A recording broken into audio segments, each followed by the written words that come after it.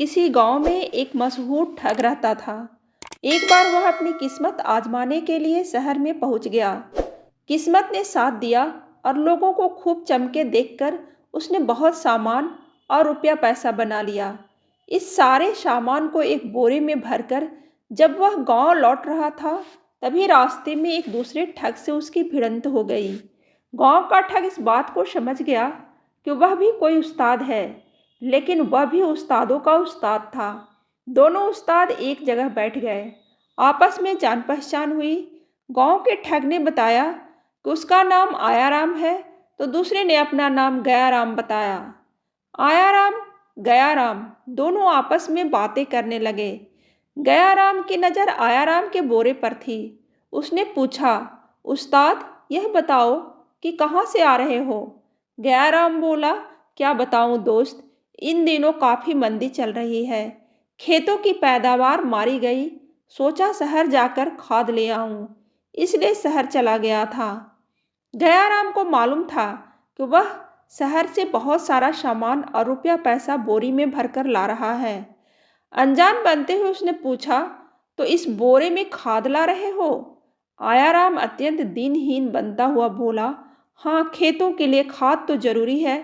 सस्ती कीमत पर मिल रही है, सोचा लेता चलूं।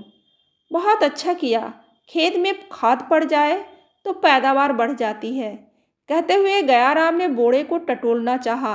असली खाद लाए हो ना, नकली तो नहीं? बोरे से उसका हाथ छुड़ाते हुए आयाराम ने उत्तर दिया, नाना, एकदम ताजी और बढ़िया है। गयाराम समझ गया कि वह बोरे को हाथ लगाने नहीं देगा। बोला, ठीक है, ले जाओ और खूब पैदावार बढ़ाओ, कहकर चलता बना। आयाराम ने बोरा उठाकर कंधे पर रखा और खुशी खुशी अपने घर की ओर चल पड़ा। बोझ से उसकी गर्दन झुकी जा रही थी और वह इधर उधर देखने में असमर्थ था। उधर गयाराम किसी तरह छिपता छिपाता उसके रास्ते पर कुछ दूर आगे निकल गया और चांदी के तारों से मढ़ी हुई एक सुंदर जूती बीच रास्ते में छोड़ दी। आयाराम जब उस जगह पहुंचा तो उसने सुंदर जूती को रास्ते में पड़ी पाया। उसके मन में आया कि जूती उठा ले, किंतु अकेले जूती किस काम की है। यह सोचकर वह जूती को वहीं छोड़ आगे बढ़ गया। कुछ दूर चलने पर उसे दूसरी जूती दिखाई दी। वह बहुत खुश हुआ और अब उसका जोड़ा बना है। सोचा उसे उठा लाता हूँ तो अच्छा होता, लेकिन अभी क्या बिगड़ा है। उसने बोरे को उतार कर नीचे रख दिया। आसपास देखा, कोई नहीं है। वह जूती लेने के लिए पीछे लौट गया। वापस लौटने पर आयाराम ने देखा कि उसका बोरा गायब है। उसे समझते देर न लगी कि बरखुरदार ने उस्तादी दिखाने में कसर नहीं छोड़ी। आखिर वह बोरे को उड़ाकर ले ही गया। कोई बात नहीं, जाएगा कहाँ। अगले दिन गयाराम का पता पूछते हुए उसके घर पहुंचा। मालूम हुआ कि वह घर पर नहीं है, जबकि गयाराम कहीं गया नहीं था। उसने बोरे को ले जाकर घर के पीछे मिट्टी के अंदर गाड़ दिया और घर के पास एक कुएं में जा छिपा। वह जानता था कि आयाराम अपना बोरा लेने जरूर आ जाएगा, और यदि उसे मालूम हुआ कि मैं घर पर हूँ तो बिना कमाल दिखाए हिलेगा नहीं। गयाराम को घर पर ना पाकर वह मकान के आसपास छिपकर बैठ गया। उसने देखा कि सुबह शाम गयाराम के घर वाले कुएं के पास जाकर उसे खाना खिलाती है और कुएं पर देर तक वहीं बैठकर बातें भी कर लेती है। एक शाम को आयाराम उसके घर वाले से पहले कुएं पर जा पहुंचा और रस्सी में सूखे रोटियां बांधकर कुएं में लटका दी। खाना आया देखकर गयाराम ने रोटियां ले ली। बिना सब्जी के सूखी रोटियां देखकर बोली, अरे भाग्यवान, रोज ही बढ़िया खाना बनाकर देती है, आज क्या हो गया? सिर्फ रोटियां हैं, आज तो उन पर मक्खन भी नहीं लगाया है।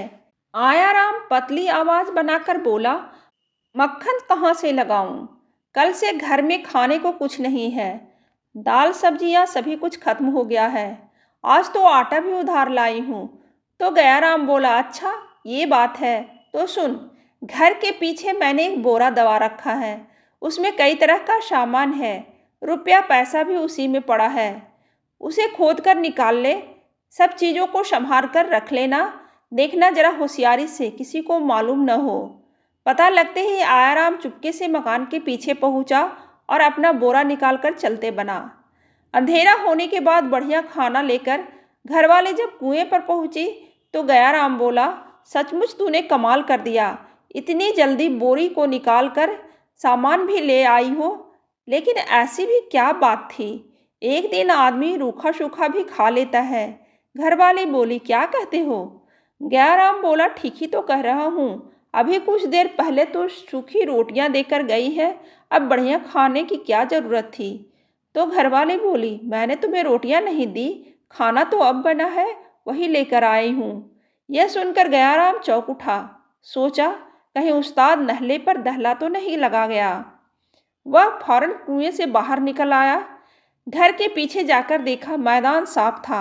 आराम बोरा लेकर गयाराम बन चुका था।